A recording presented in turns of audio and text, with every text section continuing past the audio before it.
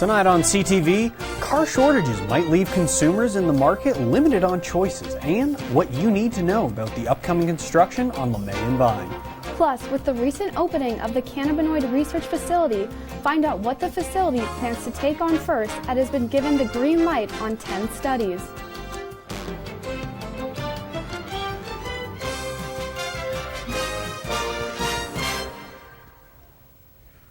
Good evening and welcome to the Thursday Night News Show. I'm Kenneth Frederick. And I'm Natalie Devereaux, filling in for Weston Hubbard. The anticipation and excitement could be felt in the air as students once again flooded the halls of CSU for the start of the fall semester. But for some students, the celebration could be over just as it's starting. 1,300 students who previously failed to submit proof of vaccination or file for exemption by August 18th received a no trespassing email from the school barring them from campus. You don't comply with what they, think is the right thing to do, then, tough luck. You're not going to class. This came as a shock to many students who didn't think the school would or legally could impose such sanctions. I really got angry because I was like, I pay you guys so much money to go to school here. The email informed students the ban was effective immediately until May 16, 2022, or until they submitted the required forms. I think if they are not vaccinated, they have a responsibility to get tested because you have to make sure that you're not infecting others unknowingly. But some say they were confused by the correspondence sent out by the school, and that is why they failed to initially comply. I'm not standing up for something bigger, I just didn't know about it. CSU sent out several emails leading up to the August due date informing students on what needed to be done before classes started, such as instructions on how to upload proof of vaccination and practices unvaccinated students would adhere to. At this time, no COVID-19 vaccine had been FDA approved.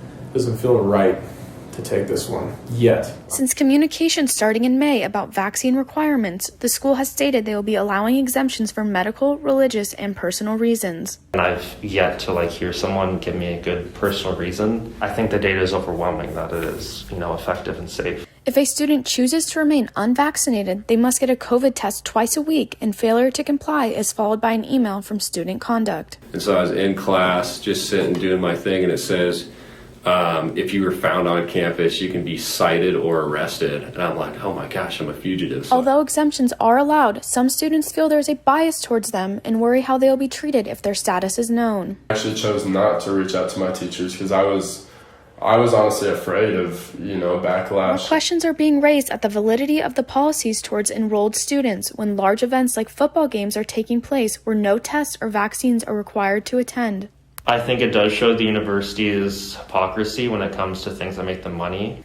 There are concerns as to why only unvaccinated students must be tested when there are breakthrough cases within the vaccinated population. Our president here, she got vaccinated and then she had COVID. Students also voiced their disapproval of the polarizing political climate around the vaccine. a guy with a cowboy hat or, in my outfit, they might just be like, oh yeah, he's definitely not vaccinated. And these are all the things that he believes. As of now, the school says they are unaware of any COVID transmission spreading through, quote, academic contact, such as in the classroom, unquote. A request for the school's comment on the emails was sent out, but at this time there has been no response. With the ongoing shortage of workers, we're continuing to see the supply chain issues, and the newest industry to be affected by this is the automobile one. The supply chain that produces cars is a very complex one because of how many moving parts are involved.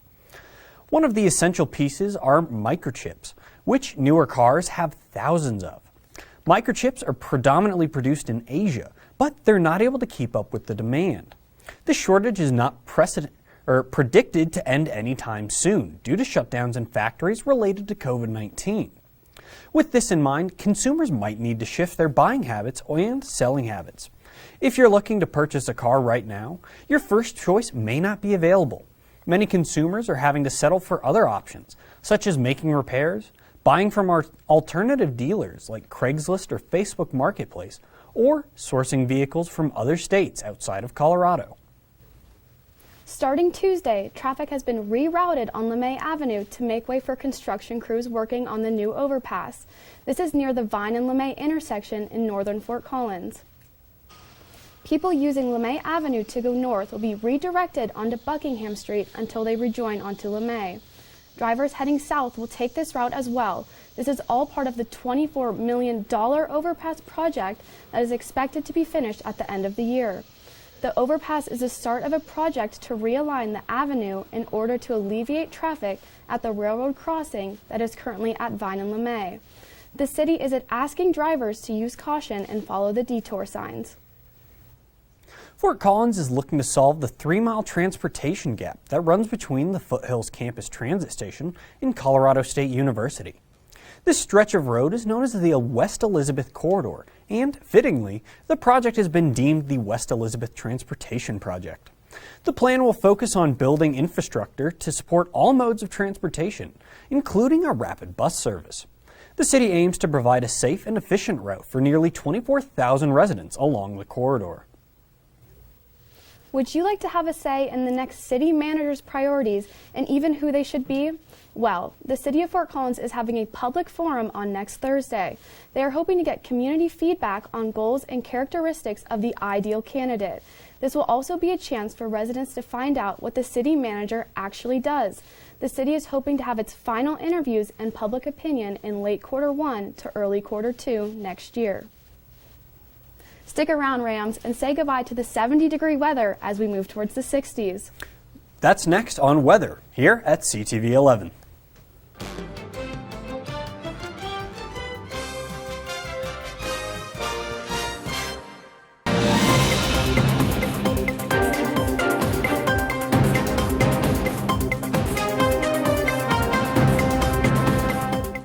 Welcome back from the break. Thanks for joining us. Diversion programs are pre-trial sentencings that are aimed at diverting people away from prison time and into things like education, restitution with victims, and community service. Larimer and Jackson County's district attorney is expanding the program to adults with qualifying offenses.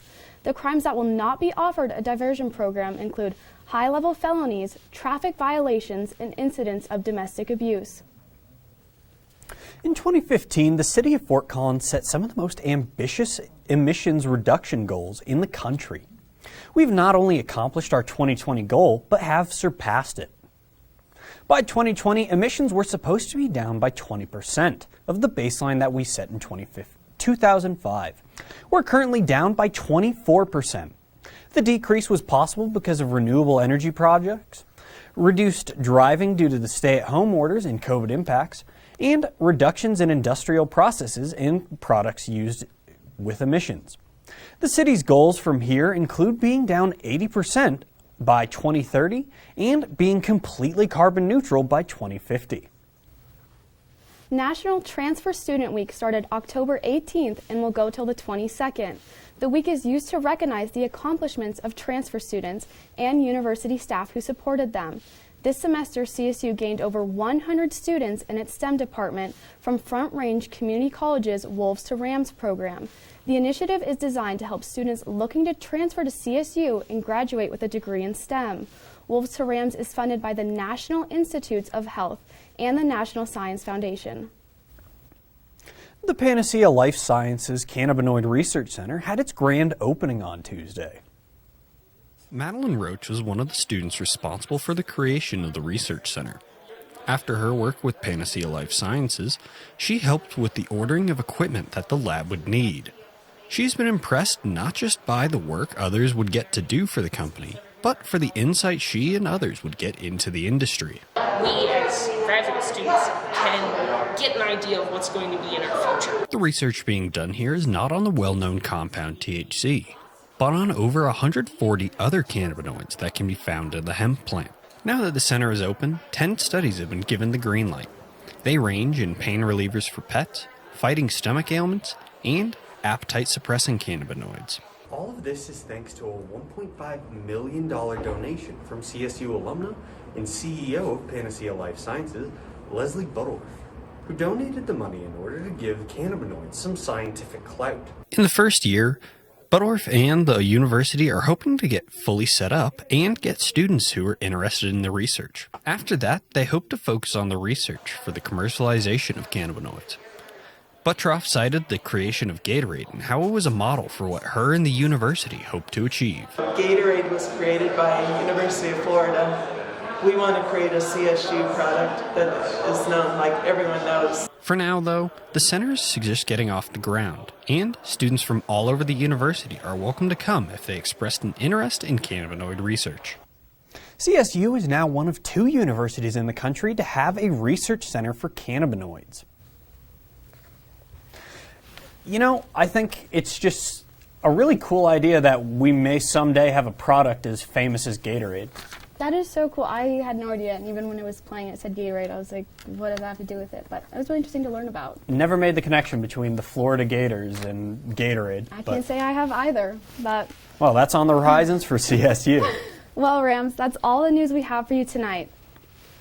But stick around for the latest on sports as Cameron Eving has his pick for the CSU-USU game. And later, join Tom Isaacson as he looks at the opening of Post Chicken and his hunt for ghosts in entertainment.